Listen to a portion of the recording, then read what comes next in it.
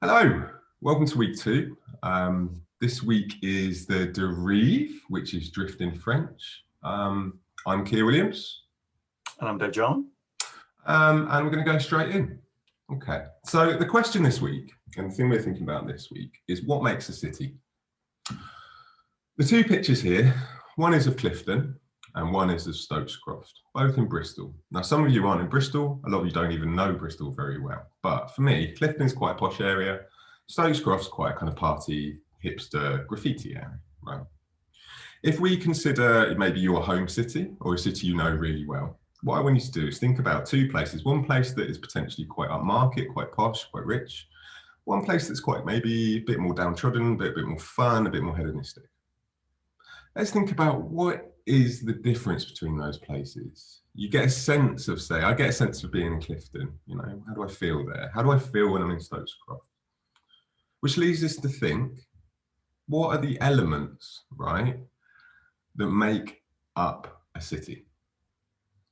How we can always describe a city as being fun, exciting, depressing, cold, boring, political, radical, but why? What gives us that?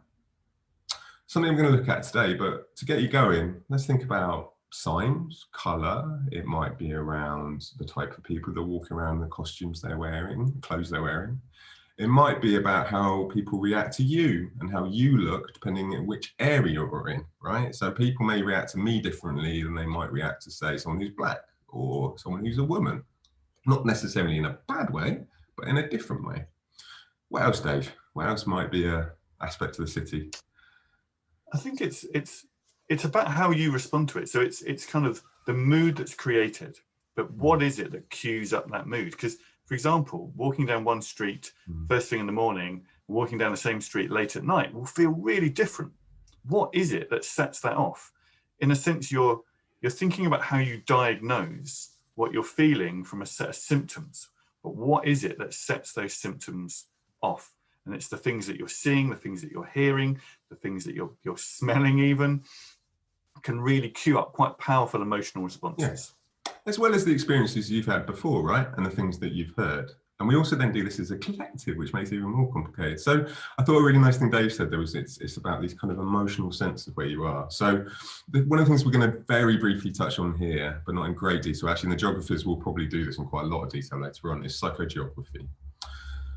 So if you in geography, if you know what a contour line is, which is a way of describing a map, height on a map, so it's a circle. So the group that we're going to talk about talks about emotional contours of a city. So as we move across the city, the kind of emotional response we have changes. So the group we're going to be talking about is the Situationist International from I think they were formed in the late 50s, but their kind of big period was 66 during the riots in Paris. You don't necessarily have to remember their names. You don't necessarily remember how, you know, where they were, what they did. I want you to think about the ideas, though. That's what we want you to remember today. So they talked about the city as an urban neighbourhood is determined not only by geographical and economic factors, but also by the image that its inhabitants and those of other neighbourhoods have of it. Right? So it's not just limited to where it is and the money that they have. It's also embedded in other people's ideas and the people who live there. Right? And this shifts. Areas change, you know, the kind of what's very trendy and cool 1 week, 1 year might be something very different in another year. So think about the processes of gentrification and kind of that's where an area starts, where it goes, and then maybe once it kind of falls away later on. So just a few of the ideas again, don't necessarily need to remember the people, but these concepts I think are really useful. So ludic is one of their key concepts, and it's the unpredictable yet forceful potential of play. Other people describe it as serious play, which is very fundamental to what we'll be doing on this unit, right? Purposeful is the word there, right? This is another, I just read this yesterday and I really liked it. So there's a guy called Nassim Nicholas Taleb, who's a mathematical statistician, quite famous apparently in that kind of field. He talks about the ludic fallacy, which is where you use numbers and maths, economics essentially, to model the real world and how there's a huge gap. But the thing that I really liked, I'm not using it in that sense, is this description of the misuse of games to model real life situations. He was actually using this in a detrimental way of saying this isn't possible. But I like this. I like the idea of a game that can reveal or model real life situations. It's what we do all the time. Actually, I just remembered there's a fantastic book by an author that you'll find me quoting a lot called Stephen Johnson, and it's called Wonderland, and he talks about the role of play in making the modern world, and just how many of our inventions have come from effectively games, play, things like music and art rather than sort of science and maths. But the role that play has in kind of revealing things. One of the projects he does apparently every year is he works with his kids to design a game that says something about real life. Nice. But by trying to frame some real world interaction using game mechanics, they kind of reveal something about how life works. Yeah, and then I think there's something in here what we mean by play as well, right? So play can be everything from the way children's play, but if you look at children, that's how they learn, is through play. There's another guy, Seymour Papert, who the computer, in fact, all of you should look up, but computer science particularly, who is a mathematician, who said the only way we're going to understand maths, right, as young people, is to create a world in which you can play with maths, not where you're just looking at numbers. We'll come up onto him again next term. He's one of my heroes. So really quickly, the liminoid. This is quite a deep concept in philosophy, but actually in anthropology, but I think it's quite useful here. Liminoid is the freeing and transformational moments of play when the normal rules and rules of community and society are relaxed. A really good example for me for this would be carnival, right? Think about carnival in Brazil, even in this country, probably festivals is the equivalent. It's time when you relax, you release, everything changes. The rich become the poor become the rich. Where we party, where we have music, how we eat, how we interact changes for a couple of days.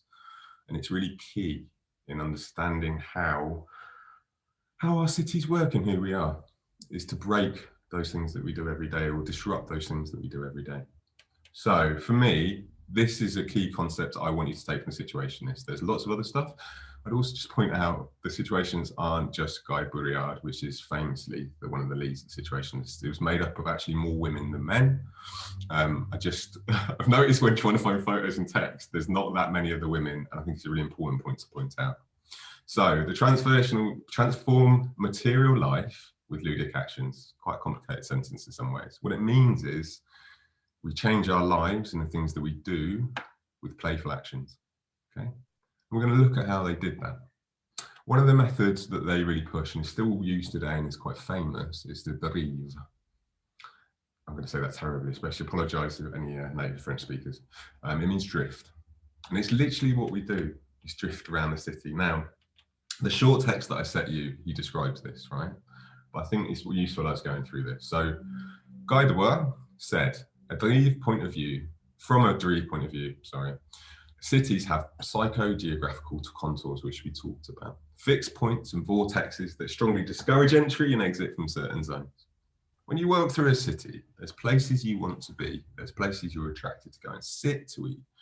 There's places you are very clearly not meant to be, right? That might be a door, it might be a sign. However, there is also places that you feel more drawn to or scared of or pushed towards. And those factors aren't just the way the roads are designed with signs. It's multiple things, right? It's this kind of thick structure. The philosopher who really talks about this later on is Foucault.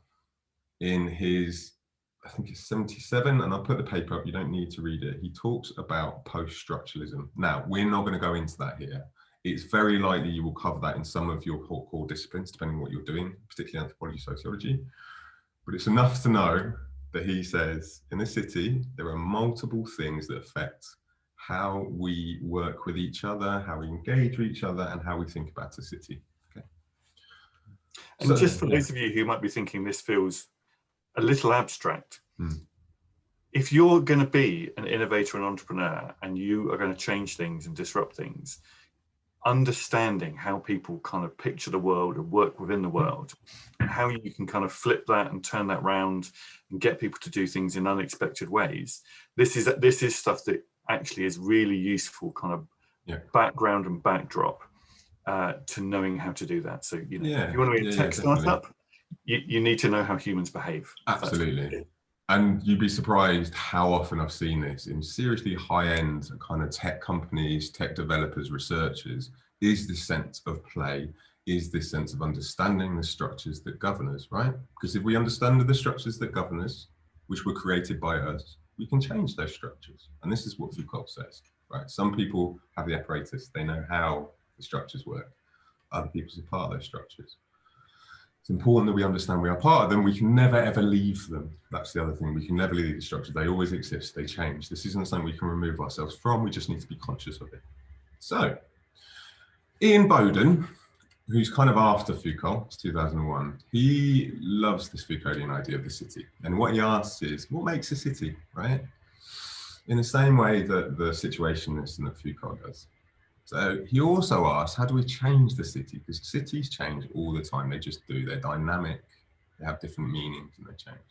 So the piece I'm going to show you just in the background here was a piece by Francis Elias, who put a fox in the National Portrait Gallery in London every night, filmed it across CCTV and then played it in the gallery. The reason I'm showing you this, seems a bit abstract, is what this piece does, or one of the things this piece does, is it breaks the notion of what a gallery is. Why do we behave when we walk in a gallery? It's very hushed. You know, we can reverently stare at a painting. It's very important that because it's hung on a wall. It's going to have a white ceiling probably. There's probably going to be a few people standing around so you don't touch stuff. You don't have a fox in there. You don't play in there. You don't jump around. You don't pull the paintings off the wall. Why? All right, it might be about other people being able to enjoy it, but it is a set artificial thing. There is nothing innate about a gallery space. There's nothing natural about a gallery space in that sense. So putting a piece of nature in there exposes that. So I think this is a good allegory for the way he talks about cities. And the paper is incredibly thick, I'll be honest. I find it quite difficult still, having read it for about 3 or 4 years. But there's some key concepts I want you to remember. And you can read it, I'll put it up for you. What makes a city? He says cities have rhythms. They are social, temporal, and physical, temporal being time. A really clear example of this would be commuting, right? Cars come in, 9, they come out at 5. There's a kind of a breath to the city. That's changed. That's changed this year. That thing that we thought we would be doing for the next 50 years has changed. Because of COVID, it exposes that that is not a natural order of things. People are deciding they don't want to commute to London every day. They might go to another place to work, right? Architecture has no fixed meaning. This is really, really important. The buildings that surround us aren't innate, right? When you see a big, huge, heavy bank, you think, oh, secure. You think, oh, it's going to be there forever. You know, my money is safe. It's an institution. What happens when that, say, turns into a club, right? Which happens very regularly now. It's a hedonistic spot. It's there to meet people. It's maybe to get off, do things, right?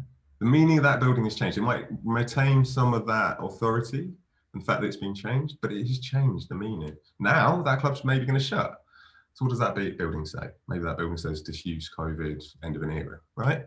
But they don't have a fixed meaning. That meaning is made by us as a collective. Finally, meanings are enforced through normative behaviours. That's a really slightly complicated way of saying we do stuff to change the world. The actions we have are the meaning that we make, because if we didn't do anything, we would have no meaning. So what does this mean then? Well, it means we can change the meaning of our cities, which is exciting, right? You can make that city yours beyond politics, right? Beyond electing a mayor or whoever runs your city. We can do it through physical and social acts. We can change things. We can do stuff, right? So that's exciting. The example he uses is handrails and skateboarders, right?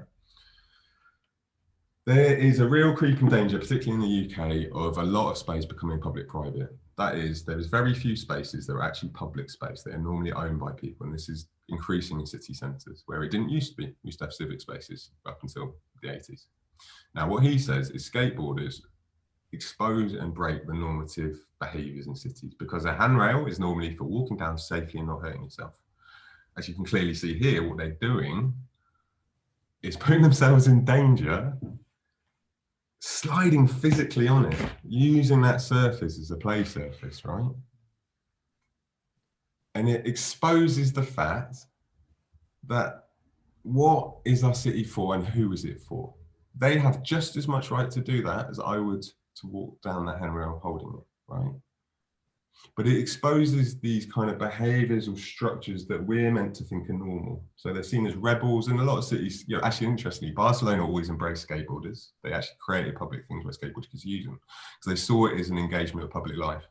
In England, what they'll do is put little things on the rails, they'll move stuff, they'll arrest you because it's seen as wrong or abnormal, okay? And that goes beyond property damage, potentially, there's ways around that, but it's not normal skating, right? It's not a normal way to use the city, but who determines what's normal?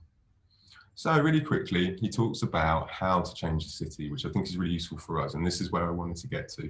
You guys are working with people in place, so we want to take techniques from other people that show us how to do this. So he talks about ways to reconsider the city. If we reconsider the city, right, then we can reshape it. If we disrupt aspects, the temporal, spatial aspects of the city, it starts to expose what structures exist already. And then we need a way to remake the city because, as I said, we're always in these structures. We need to remake and we constantly. But if we do that consciously, we can affect it rather than have it done to us. So he talks about reconsidering the city. So he says, create space to observe and map how our cities are constructed. So start thinking about why we do the things we do, right? It's a nice macro shot of Bristol. Disrupt, right? So walk in, think about if we're doing those commutes every day, what happens if you get you put a swimming pool in the middle of a financial district or swings potentially, right? What does that do? What does it expose? If you block a road, right? If you're Extinction Rebellion, you put a boat in the middle of a busy traffic commuter area, what happens? Right? It starts to expose things, doesn't it? And reorder things. And again, there is no more appropriate time to talk about this because everything is changing and it will never be the same again, in some ways. And you can be part of that change as innovators, which is the exciting part of what's happening now, right? So we talk about disrupting the social, spatial, and temporal logics that exist in the city and how we do that. So that's really nice, but we still need to really do something next. You can't just disrupt, right? I mean, some people can, but we have to live, we have to be. So we have to create new norm spaces and rhythms. And for me, we also have to allow that those spatial and those forms we've created are going to change and someone else will do them, right? You have to have room for that rather than it's always this. So that's a remake of Star Wars that I really liked. So a couple of examples to get you going, because you're going to be doing this. You're going to be doing some critical case study work. São Paulo, right? Banned all outdoor advertising. There's other cities that have done this. Bristol was looking at it at one point, but they can afford it. Why do companies get to have giant adverts in your face every day? Why? Why do they own that space? Why is that not art? Why is that not a piece of public, something useful and engaging aesthetic? Why is it owned by someone who can sell you something? That land is yours as much as theirs, right? But they own that space. They own your time by putting that advert up. So it exposes, I mean, the idea that you wouldn't be allowed billboards seems quite weird, right? But what's quite weird is that you have billboards everywhere. Just going to play this.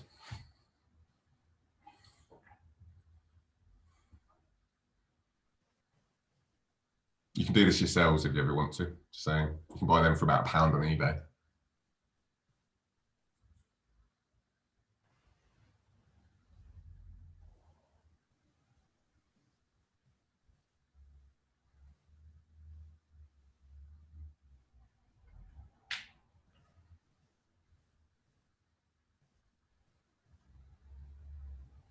If you notice, high-vis jackets will allow you to most things in a city, particularly if you're white and a dude.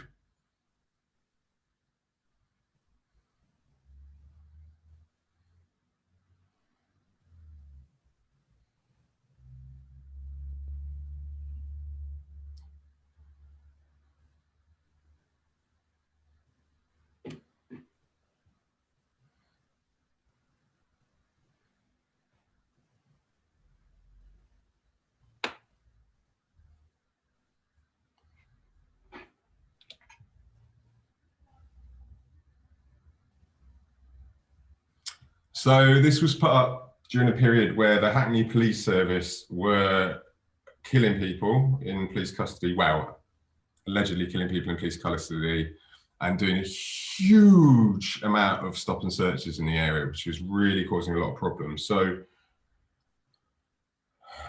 a group decided that the police force spending £2 million to promote how good they wasn't a good use of public money. So they made their own adverts in exactly the same style to the tiniest detail.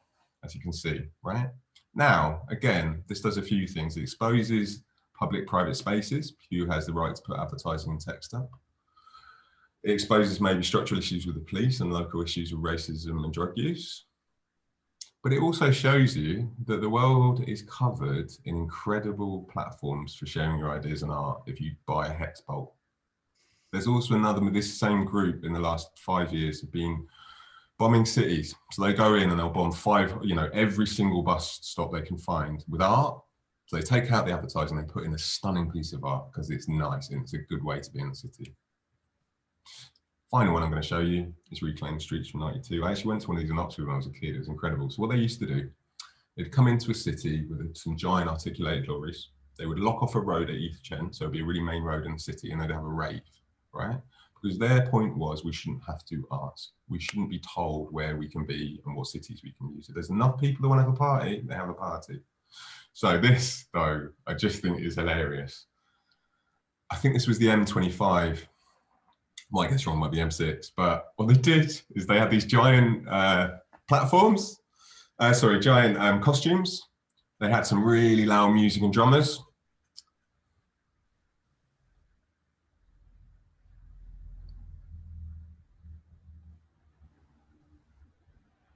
Such lies. Anyway, so what they did, I'm just going to stop this here. What they did is they had those giant costumes.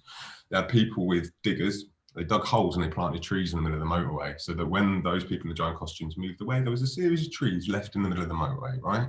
I think this is the most naive thing you'll ever see, but no, he's raving, but it's that potential of freedom, right? What is ours and what is theirs? Now, I just want to really briefly return back to these. Oh, let's go off one, right? Reconsider, disrupt, remake, right? Those things disrupted, they reconsidered, and they actually physically remade things. So planting of the tree, the disruption of normal patterns of a city in terms of commuting and the police force. So what we want you to do, just gonna move really quickly through, is do this. But for two examples we're gonna give you. One is Hello Postbox, which was part of a project they do in Bristol called Playable Cities, and I'm gonna say much more. And the other one is the Favela Painting Project, and there's a TEDx talk about this project. What we want you to do is consider both of these projects and just think about them in terms of those three things. Reconsider, disrupt, remake. What are they doing and how are they changing things? Cool. I think that's us. The only other thing that we just encourage you to make the link across to is when you watch this week's video about what we want you to reflect on this time, you'll find it's all about improvisation. And some of the rules within there about letting go of things, noticing more, using things in new and unexpected ways really connect back across to the content here.